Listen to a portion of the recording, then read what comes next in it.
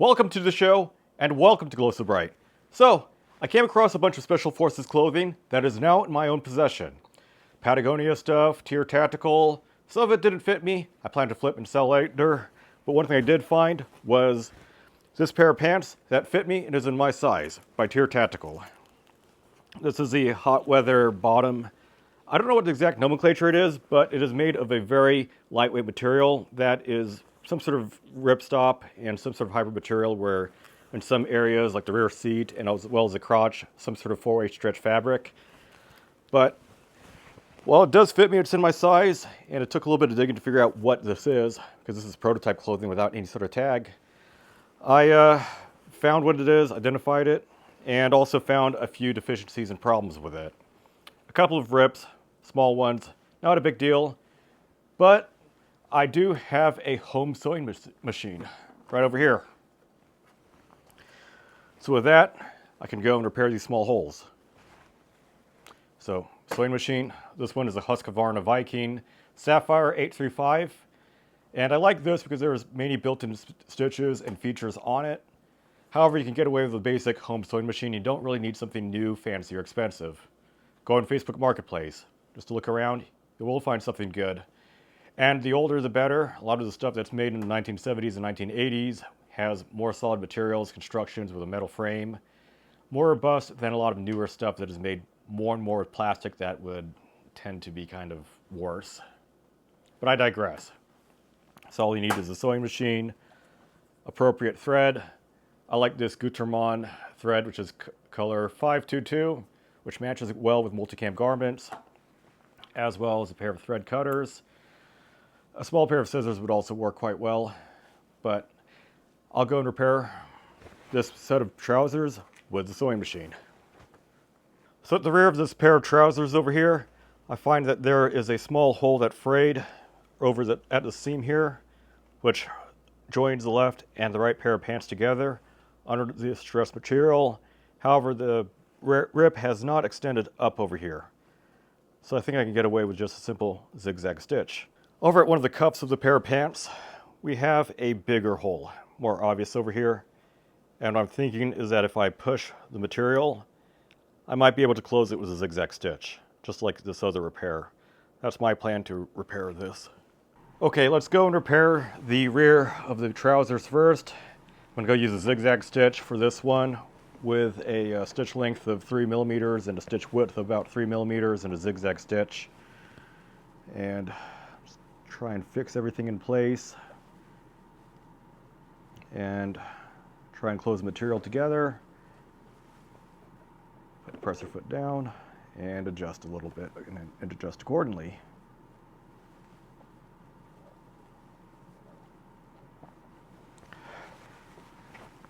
Have a few fixed stitches in place and then do a zigzag stitch and then go do a back stitch.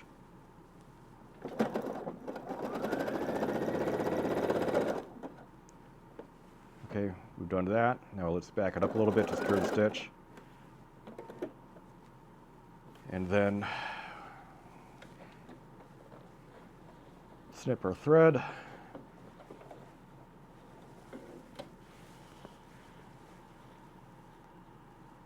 And that didn't work. Let's try again with a larger zigzag stitch.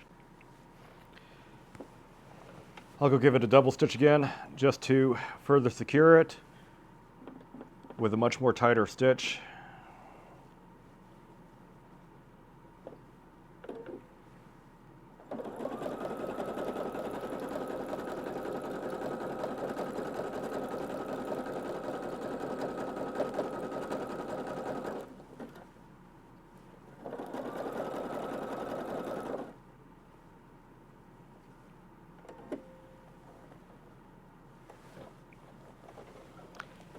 And it works significantly better. Here we are. And now we don't have a hole anymore. Yeah, it's obvious that there is a repair done here, but at least we've restored some functionality to this garment. So let's work on the other area of the pair of pants over here. And for that, it is necessary to remove the accessory tray, exposing the free arm over here. So take our pants leg cuff, put it through the free arm, and then stabilize the thread over here. Needles kind of tend to make it easier, but we shouldn't need to use those. Just got to go and line the ripped piece of fabric and then just close everything together using the presser foot to maintain tension. So we have a zigzag stitch. Let's go and temporarily hold everything together and see if it's a good enough repair for here. So 1 stitch length, 4.5 stitch width.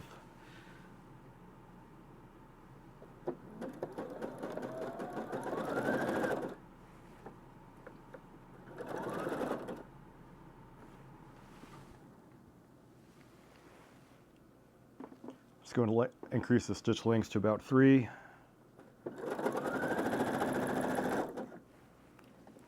Reverse stitch a little bit. Lift it up.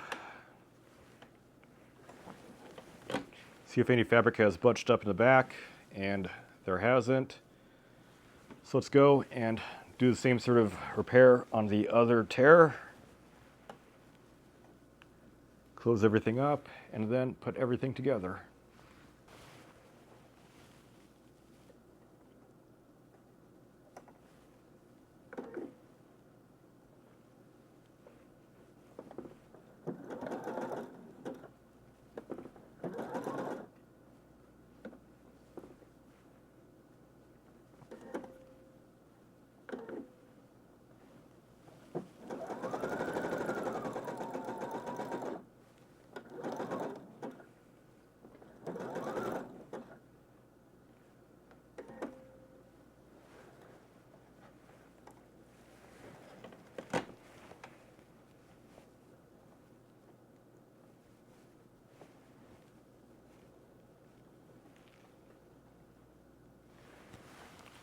There we go.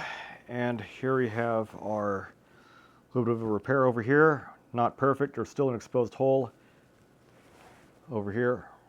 Let's go and add another stitch again.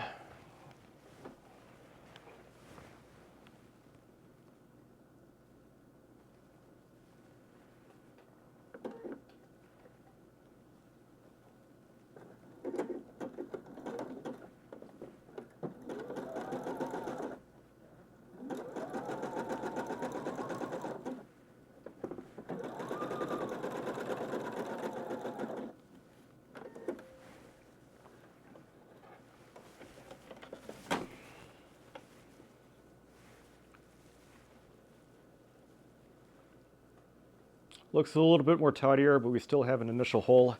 Let's go and patch that up.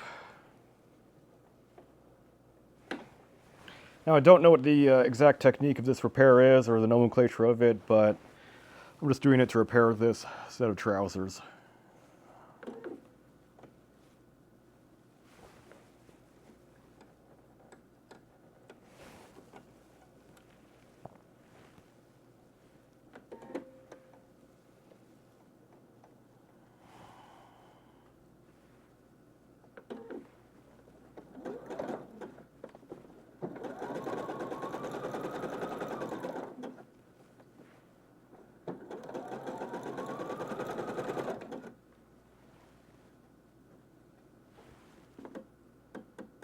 I'll increase the stitch width a little bit.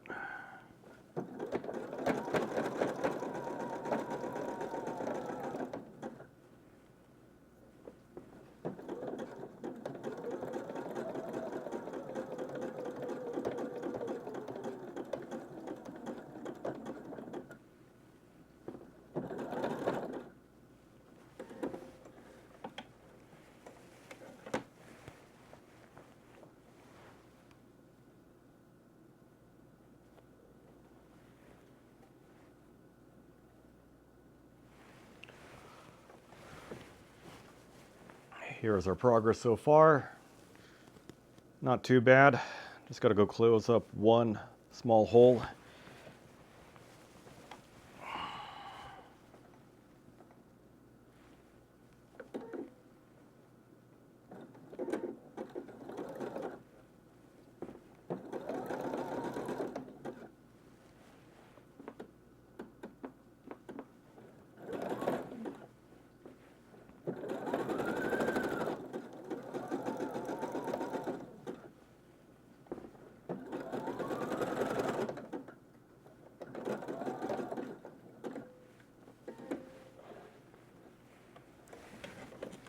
See how we did.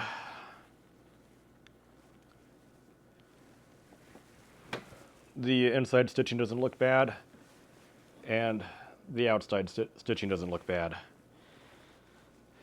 So we did reinforce this sort of area with thread.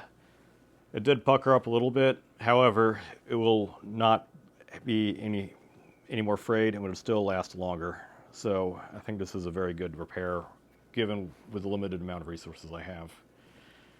So with the sewing machine, even though it is computerized and has fancy features, I just use a simple zigzag stitch, which is found on most sewing machines. A cheap pair of thread cutters, and the appropriate color thread, I'm able to go and repair this set of trousers. And I mended the hole over in the rear seat, as well as mended a very weird zigzag Z-shaped hole on the cuff of the pants. So I gave this a new lease on life, prevented further damages happening for this in those particular areas, and kept it going. And with how lightweight and soft and comfortable the material is, these pants will serve me well. So keep it going, keep stuff out of the trash and out of landfill, and reduce, waste, and reuse it. So, if you do enjoy this video on repairing a pair of Special Forces pants, a prototype pair of pants, go ahead, give it a like, comment down below what you think, read the video description, and if you'd like to show support for the channel, you can do so via the Ko-fi, subscribe to our link, or the affiliate links down below. And I will list a comparable sewing machine that I do think would be good, and also a comparable sewing machine to this one by Husqvarna if you're interested. These are great for sewing and repairing clothes, but I would not recommend using them for nylon web gear or webbing or heavy couture. But the best way to show support for the channel, besides buying stuff and giving me money, would be to subscribe and share. And doing so would greatly help with trying to get this through the algorithm. Hype it up. Especially when having a lot of slop out there. But, yeah, thank you very much for watching.